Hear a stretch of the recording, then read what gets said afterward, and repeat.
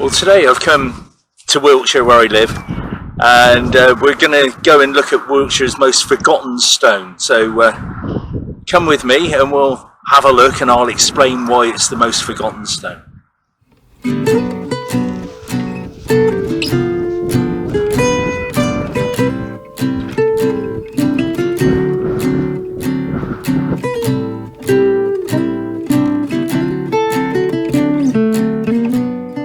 Well, you can see the stone coming into view just behind me, and we'll carry on up to that because it is a truly wonderful thing that's overlooked by so many people, and it is an integral part of the Stonehenge story. Well, here it is. It's amazing. Absolutely, I'm going to use the F word, fantastic. Lovely to come and see this wonderful sarsen stone stood out here on its own. We'll have a look at it and then we'll have a little chat about it. And there's many other things to see in the area which we're going to look at as well. So a truly fantastic piece of Stonehenge history. What is the name of this stone? It's the Cuckoo Stone. And cuckoo, ancient origins of the name are French, Anglo-Saxon, because obviously we've got no record of language before that, as a place of male fertility.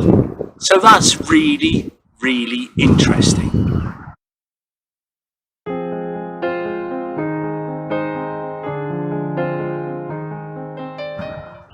And this stone dates back, they believe, through pits that have been dug possibly as far back as 2900 BC. That is just incredible. So 2900 BC dates it to before Stonehenge.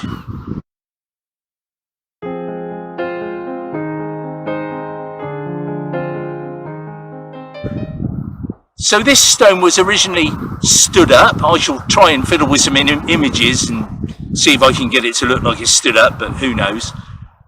And they found a post hole when they excavated here in 2007, and remains that were carbon dated, or radiocarbon dated, to give it that date of 2900 BC. So incredible. This stone, was it brought here?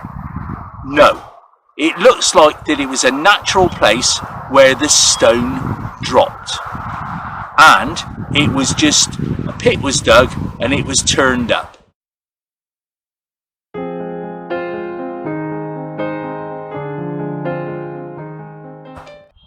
A 1,000 years after this stone was turned up, digging here they found beaker burials remains, so cremated remains in a jar of a person. So it's a sacred spot.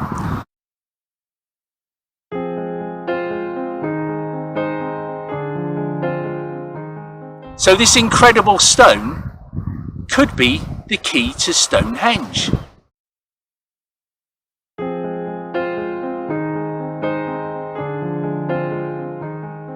But as my grandmother said to me years ago, you put a stick in the ground, James, and at various times of the year, lots of things will line up with it. And she was right. But this would line up with a sunset at this time of the year, and would line up with a sunrise at this time of the year.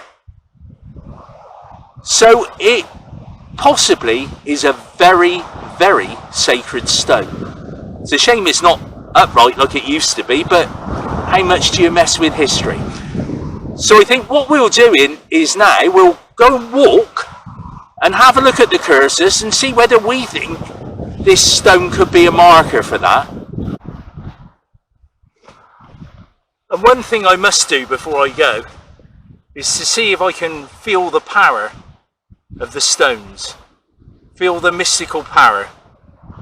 I had somebody watch one of my presentations saying, James, you've got to believe in it. So I'm going to try and believe in it, and we'll see if we can feel any power. So here goes, let's do it.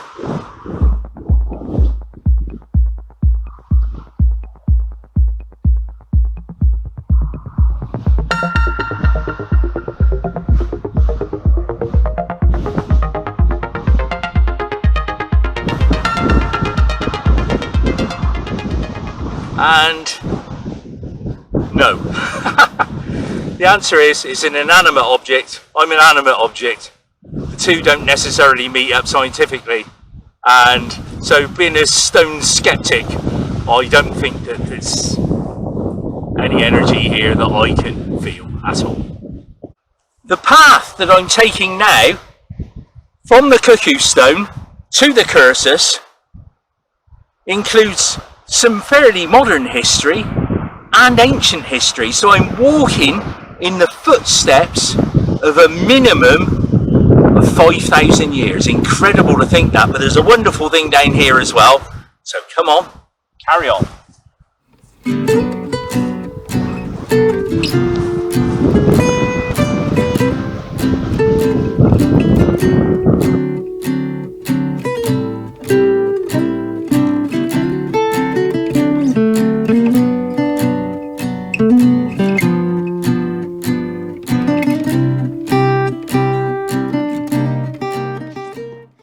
Well, I'm now in this path. Why is it shaped like this? It's the Apple line. And in 1912 to 1914, really 1914, a troop railway was built here that linked the main railway up and brought on the troops to Lark Hill. So truly fantastic walk to take. So we're going to follow this on up now towards the Cursus and see what we can find. History's amazing. Come on.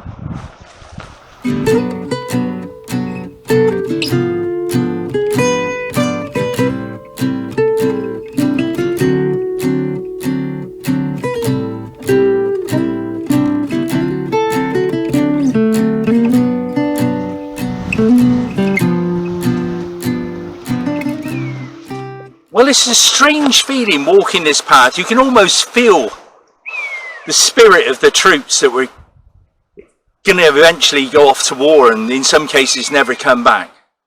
And why was it called the Apple Line? Because apparently they threw apple cores off of the train that later grew into apple trees. And then that's why it was called the Apple Line. So we'll have a wander up here on our way to the Cursus and see if we can find an apple tree, because it sort of validates the history. So I'm sure we'll be able to. Let's carry on and see if we can find that.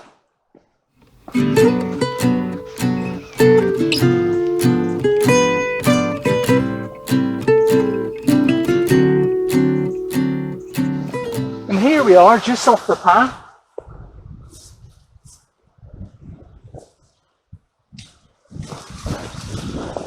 There's an apple tree. Incredible to think that this apple dates back to World War I. So troops were eating this type of apple. Not fully ripe yet, I expect, but we'll taste it and see what we think. Oh, that is absolutely lovely. A true eating apple with all that history in an apple. Who would have thought of it? Incredible. Oh. And just off the track here, another apple tree. It just validates our case in history. A bit smaller on these ones, but we'll have a look. Oh, I don't know, similar size. I'll have a taste of this one and see what it feels like. But it's incredible to think that we can be tasting the same variety of apples as World War I troops.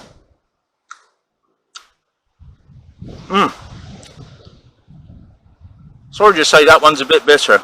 I better stop eating apples. Let's put that to one side, I think. Come on.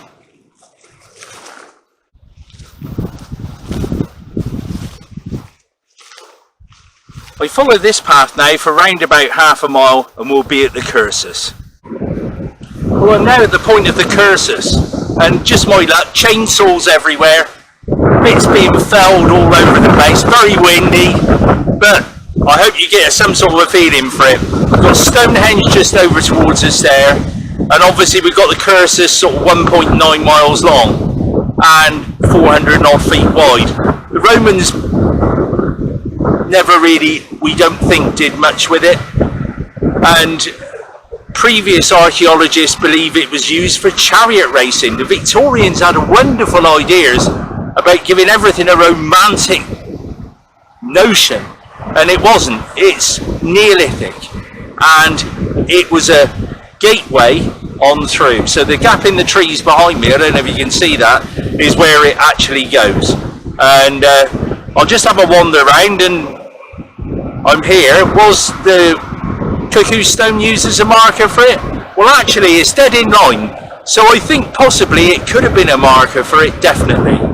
Or it may have given them the idea to use stones for Stonehenge. Who knows? But great fun to come and look at these places.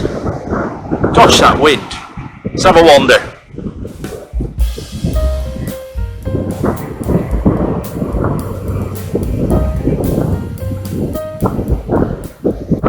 So the date of the cursus, around 2,500, that's the 5, years old. So dates it to most of the stuff in the area, really. But the Cuckoo Stone would seem to be older. An ice age drop that perhaps gave them the idea for Stonehenge. Truly incredible. I've really enjoyed this. Great fun. So to summarise, what are the highlights of this trip? We've looked at the Cuckoo Stone and its significance, which I think is probably far more than everybody gives it credence for. We've been on the apple line and tasted apples that troops would have tasted in World War I, truly incredible. And we followed a path that's 4 miles in total to the cursus, where the Victorians believed it was used for chariot racing. And you really do feel the history in this area. 5,000 years of history, and perhaps more, that you find when you come here. And you always find something different than you expected. Like with me and the apples, that was the real highlight of the trip, to taste an apple that those troops tasted. So just think about that and just enjoy history. That's all I'm asking, and have fun, because there's nothing better than this. As you may or may not be aware, if you're new to the channel you won't, if you're a regular watcher you will, that I film all my videos on my own with just me, the camera and the tripod. I'm not here to be some big YouTube sensation. I'm here really just more than anything else to communicate history and the fun you can have from it. And if you go to these places and have some fun, I've done my hobby correctly, and that's the main thing. So it gets no better than this. So till the next time, goodbye and thank you for watching.